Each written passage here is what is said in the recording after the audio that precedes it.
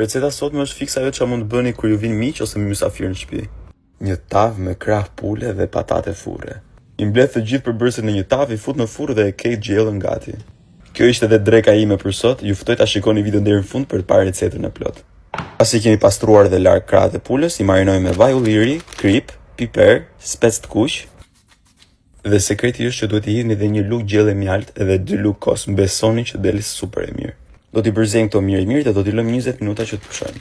Sa presim që pula të pushojë dhe të marinohet, lëmarrim dhe pastrojmë perimet. Unë kam përdorur patate dhe karrotë. Mundohemi që t'i presim të gjitha në një masë që të piqen njësoj dhe i vendosim në një tavë. Marrim edhe domate qershi, lajm dhe pastrojmë dhe i marinojmë me vaj, krip dhe piper. Me qëra fjala shumë për ju që shikoni videot e mia, i bëni like, i komentoni, por nuk më keni akoma follow. Pse nuk e shtypni butonin follow, ju lutem. Shtrojmë dhe pulën sipër perimeve, vendosim domatet qershi dhe presim nga një fet limoni dhe vendosim sipër. Shikoni pak sa e bukur doli që tani, imagjino kur të piqet. Kjo tani është gati për në furrë në 250 gradë për 45 minuta. Mundoni që edhe gjatë pjekjes t'i ktheni krahët e pulës dhe nga ana tjetër që të piqen nga të dy anët. Edhe tava me krah pule dhe patate furre është gati. Është një recetë që nuk të lodh shumë se i vendos gjitha në një tavë, i fut në furrë dhe e mbledh mendjen. Dhe mbi të gjitha del shumë e mirë dhe mysafirët dhe miqtë tuaj do ja pëlqejnë shumë këtë pjatë.